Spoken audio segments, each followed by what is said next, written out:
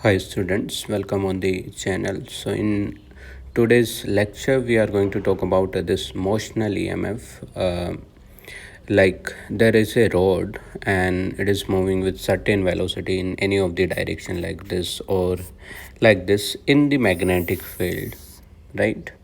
So because of that movement in the rod, there is a polarity created in the ends of rod. So one side of the rod may be acting like a positive terminal and the another side of the rod may be acting as a negative terminal.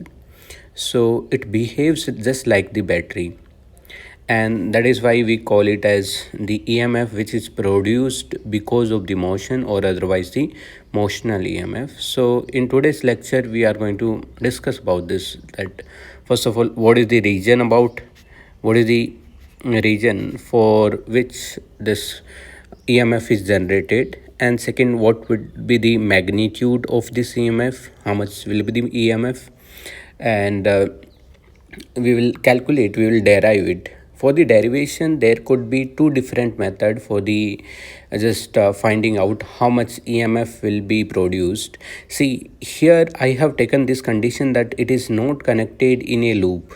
Okay, it can also be connected, like there can be questions where a road is moving on a track like this. Okay, a track is there and that is connected to the resistance, like this kind of question can also be there also we can apply the motional EMF formula for an instant. Okay, but sometimes the question there can also become a bit complicated, where we have been given some, well, we just gave some velocity to this road, and then gradually after some time it will stop, so then the velocity function, all those things will be in the exponent form. Okay, so that I'm not going on that part. I'm just in this lecture I'm just deriving the motional EMF formula if it is moving with constant velocity v. Okay, v is the velocity of the road, or speed of road, and let's suppose B is the magnetic field. Acha. And this magnetic field I have taken perpendicular to the plane. Okay, perpendicular inside, and this magnetic field is constant. Okay, fine. And L is the length of this rod.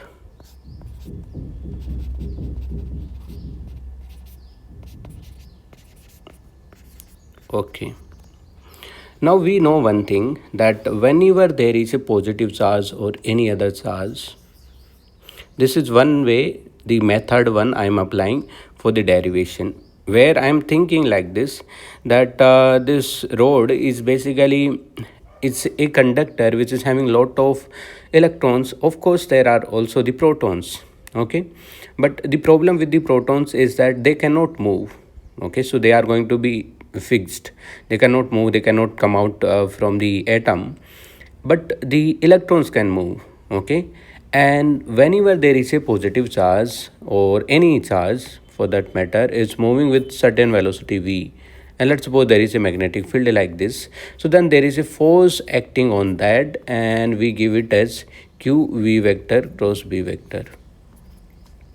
This is a force acting on the charge. So before this going on to the motional EMF, we come across this formula of the force acting on the charge because of the motion of the charge, right? And right now I have taken the magnetic field inside the plane. Okay, magnetic field is inside the plane, and v vector is the right side, or basically you can say b vector is minus k cap. Okay, and v vector is I cap. So I am doing basically, this is positive I cap, minus, I am doing plus I cap cross minus k cap.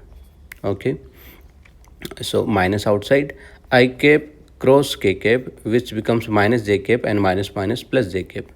So basically this force is going to act on the rho, this charge, and that will be in the positive j direction if it is a positive charge. Got it? Okay, so it means if it would have been a positive charge which is projected in this magnetic field with certain velocity, So then this charge would move like this, and these kind of questions also we do before coming on this topic. Okay, so there is a positive charge, so then this positive charge will move like this in a circle like this. Okay, now here the problem is that we have negative charges, basically the electrons which are free to move inside the rod. There are a lot of free electrons inside the rod which are free. They are also moving, but the total motion is basically zero till the point there is no EMF. Okay, right now when this rod is moving in the magnetic field with v velocity, these all the electrons which are basically negative charges will experience this much amount of force, but just opposite direction. Okay, because positive experiences plus j, so then the negative charge of course here will have the negative and just the sign will change. Okay, so what is going to happen is all these electrons, they are going to experience, I am taking the coordinate system like this, x-axis, y-axis, and the z-axis outside the plane. So basically these charges, electrons, they are going to experience the force in the downward direction. So these electrons will be drifted in the downward direction, all these electrons. Okay, now this electron is also experiencing a force in this direction, but it cannot come out from this surface or from the metal. Of course it cannot come out, right? It requires certain amount of energy to come out, so it will not be possible for the electron to come out from the metal. But what is going to happen is these electrons which are the other side, they are going to drift and they are going to come this side. Okay, so what is going to happen is, like after some time, okay, let me just copy this.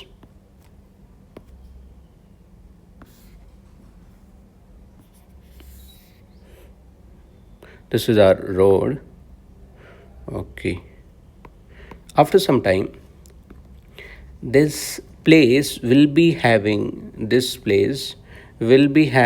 the deficiency of electron, and this will be having excess of electron.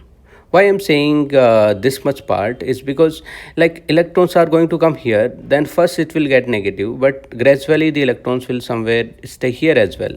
So this side basically will become negative and this side will become basically the positive. Okay, now this will keep on happening. Think in the terms of time, like, okay, the time is proceeding slowly, so t equals to 0, there was no any kind of polarity on the road, and now gradually we move on the time, so then gradually the polarity will rise. Okay, so one side will be negative, the other side will be positive, and it will keep on increasing. Now let's suppose there is a electron which is still there. It was not moving. Okay, it is still there. Now this electron has now one force because of the magnetic this field. So there is, on this electron there is a force in the downward direction, the magnetic force. But because now the polarity is created, so because of that there will also be a force. Now this side is positive, this side is positive, and this side is negative. We know that from the positive to negative there will be an electric field like this generated inside this conductor. Now see, this electric field is generated because of the polarity rising in the rod. It is not generated because of some other, like we have connected a battery, and if we connect a battery then also there is a rise in the electric field. But that is not the case here because the polarity is created and one side is positive, another side is negative. We know that the electric field will go out from the positive and will be towards the negative, so that's why the electric field will look like this. Okay, and now we know that because it is a charge, so it will also experience the force because of the electric field, which is q times of E vector. And of course it is a negative charge, so that's why it is going to experience a force minus E times of E vector, which is just negative. Okay, when we say negative of E vector, so then it is in opposite direction like this. So this is the electrostatic force it is going to experience. Now, there may be a point where these two forces will become equal, like we are moving, we are continuously moving it, and the electrons are moving from the top to the bottom, and gradually the negative and positive are rising, so the electric field will rise and the electrostatic force will rise. At some point, this electrostatic force on the electron may become equal to the magnetic force. Both become equal. If both become equal, will there be any movement of this electron? No, right? Why? Because the net forces are zero, so that's why the acceleration is going to be zero. Like this, in the terms of the mechanics, we can think, right? So E times of whatever the charge is there, E times of whatever the electric field is there, is equals to now magnetic force Q. Of course, we were talking about the force on the electron, so that's why charge of the electron V and B. I'm taking velocity and magnetic field to be perpendicular, okay? So that's why it is cancelled out and I get a magnetic field. I get a electric field which is equals to V vector cross B vector. I can simply say like this, okay? Which is basically in upward direction. Sorry, somewhere we did okay, so electrostatic force is in downward direction. Let's not take the vector quantity, okay? I'm just writing here the scalar quantity only, and we know the direction of the electric field. Electric field is in downward direction, okay? E is equals to V vector cross B vector or VB, and it is plus Z, okay? I'm not putting the vector sign on that. E is equals to VB, okay? Now electric field is in downward direction, so this electric field will result in the potential difference between these two terminals. Like if I move from this point to this point, so then there will be change in the potential difference, okay? And what is the relation between the potential difference and the electric field? Delta V is equals to E vector dot dr vector integration, right? Okay, of course I'm moving like this, so dr vector and the electric field are in the same direction, so E vector dot dr vector become EdR. So the potential difference which will be created across the terminals is VB, which is constant magnetic field, so that's why no requirement of the integration, and times of dr vector, the integration of dr becomes total length. So this is the magnetic, this is the potential difference BVL. I can also call it as the EMF. I can treat it just like a battery. So then the EMF of the battery is E equals to BVL. This is the EMF. Okay. So this was one way of deriving this thing. Okay.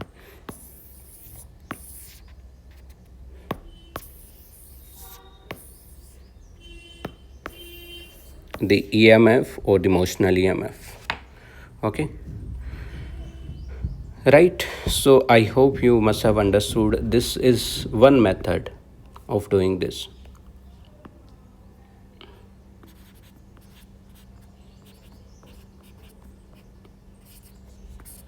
Now there can be another method of doing the same thing, finding it out, the EMF of this rod.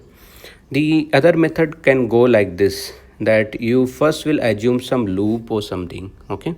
So of course this is a rod like this, and then you will assume a hypothetical loop through which it is connected, maybe something like this, okay? Although it is not existing, just imagine that what if there have been a loop like this, okay? Now this part is moving, then you will apply the Faraday's law. Faraday's law of electromagnetic induction, E equals to minus of d phi by dt, okay? Let's suppose this is X, okay, and this is of course L. So then you will say the first, let's find out the flux. So flux is B vector dot A vector, and B and A are of course in the same direction. So let's take a positive value. So B times of A area of this loop becomes L time of X.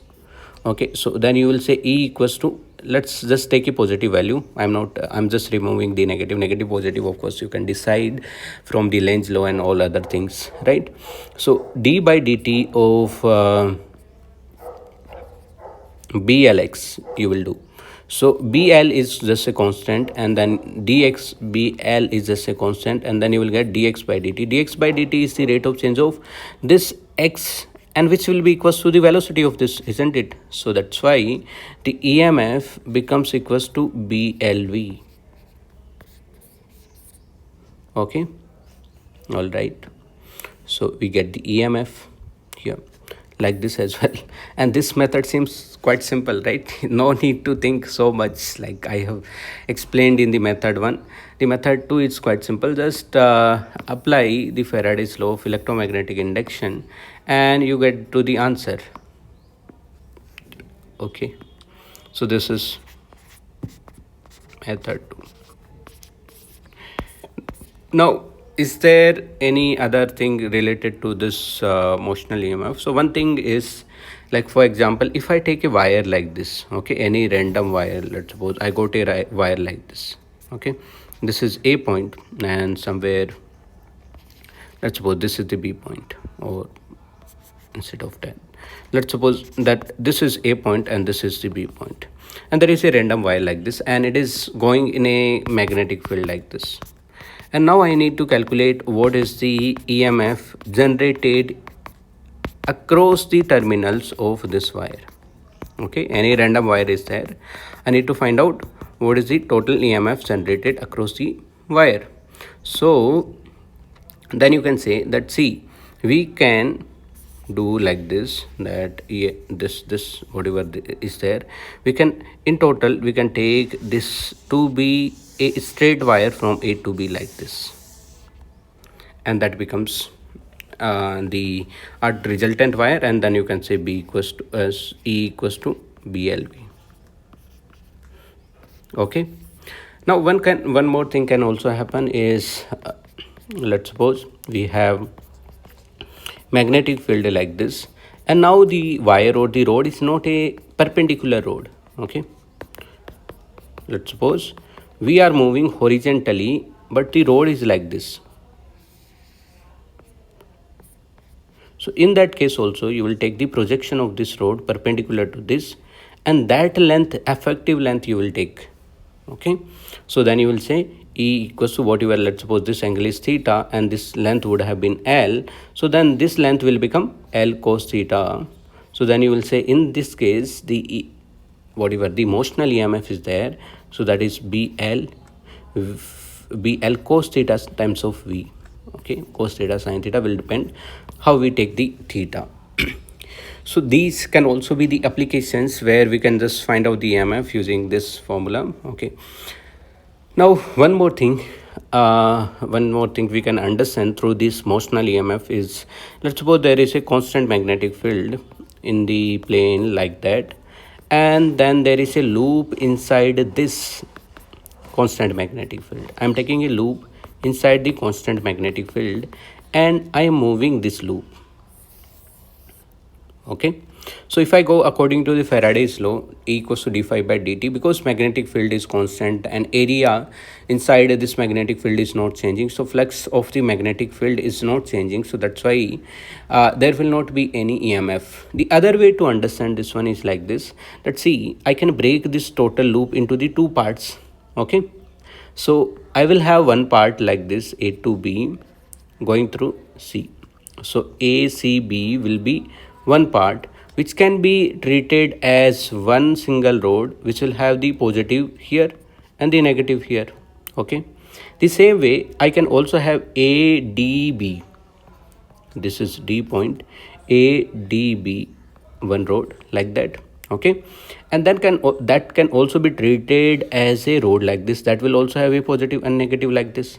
And because now there are two batteries, something like this, okay, we can think that there is one battery, that the another battery, and if you connect of the same EMF, if you connect like this, will there be any flow of current? No, because the polarity, higher polarity is connected to the higher polarity, and the lower polarity is connected to the lower polarity, so that's why there will not be any flow of the current. and that's why there will not be any resultant EMF across this loop is going to be 0. So that also we can understand using this motional EMF.